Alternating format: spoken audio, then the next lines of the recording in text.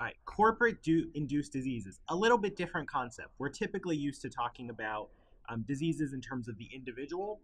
We're also used to talking about diseases in terms of the environment or the social structure or kind of the community.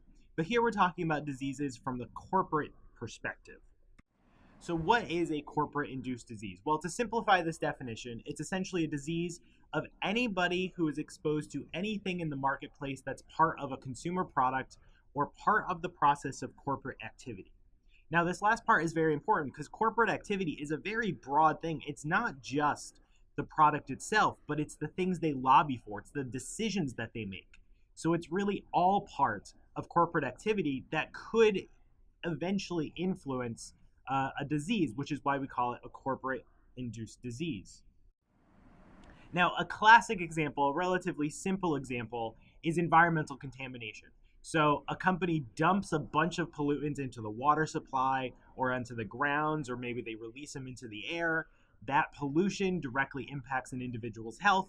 And because of their health is impacted by a corporate activity, any impact they have would actually be a corporate induced disease. But a more complete model and really a more subtle model is that which was published in 2008 by Rene Jehiel. Now, he created what is known as the epidemiological cascade, which starts from the political factors all the way up at the top, which is really an upstream thing. So let's refresh our memory in terms of upstream and downstream. And then as we go downstream, we get to closer and closer to the actual disease itself until we get to the disease. So there's actually this causal chain that we can make from these political factors out down to these disease outcomes. So let's go through each one of these bits in terms of how we define it, and then a little bit in terms of how we can actually measure each one of these. So at the very top of the epidemiological cascade, we have the political factors. So what is a political factor? Well, political factors are things like lobbying, campaign contributions. So how do we influence the people in power? In some part, it's who is actually in power. So a conservative government will act differently than a progressive or a liberal government. We also need to know what precedents are in place for a government to do. So if there are past precedents, particularly in the court systems, that's going to impact and limit what current governments and the current regulators can actually implement. And then, sadly, we do have to wonder whether it's a campaign year or not. So do people need to give more in order to get more campaign contributions, or do they feel like they're more free to kind of exercise their own opinions, which I realize is a cynical and sarcastic way to put it, because they don't necessarily need those campaign contributions right away. So at the very top of the epidemiological cascade is policy, is politics themselves, and what those factors are that influence policy development. The next step down are the policies themselves. So the environment for policies, the decision making for the policies directly impact what policies are actually put in place. And policy comes from a variety of different locations, whether it's the laws, the regulations, executive action rules. It can be executive orders from presidents or governors. It can even be court decisions, which is known as common law. So whether a court overturns a law and just says it's unconstitutional, or whether they support the law, or whether they change small parts of it to make it constitutional, all of those factor into the actual policies we live in and the regulatory structure we live in. And these occur at all levels. So there is a large federal structure creating policies, but there's even neighborhood structures. So I live in an area where there are neighborhood associations, and they create rules to try to improve the neighborhood, or they try to create programs and implement programs to improve the neighborhood. So these government policies occur on all levels, and they're the second part of the epidemiological cascade. Below the policies themselves are the corporate decisions. So who is making the decisions, what decisions are being made within each corporation? So who is the product targeting? What is the product itself? What's actually being sold? How is it being marketed? And then there's a little bit of a feedback loop, because here in the corporate decisions, they're actually deciding who to lobby. So what political persons, what regulatory structures are we lobbying to get more favorable regulations? So there's a feedback loop up to the top in those political factors.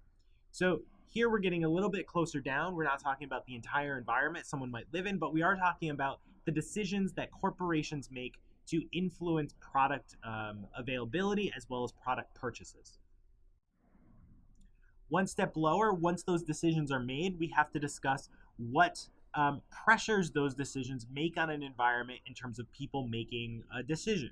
So if a decision is made in terms of marketing, for instance, then the corporate pressures on the environment are where the marketing actually occurs. Is it a TV commercial? Is it a social media campaign? Is it billboards and other point of sale advertising? Is it a price promotion? Are they trying to decrease the price as part of their marketing strategy to get greater purchases? Are they trying to decrease barriers to purchase? So lower, minimum purchase age restrictions, or make some products legal when they weren't before.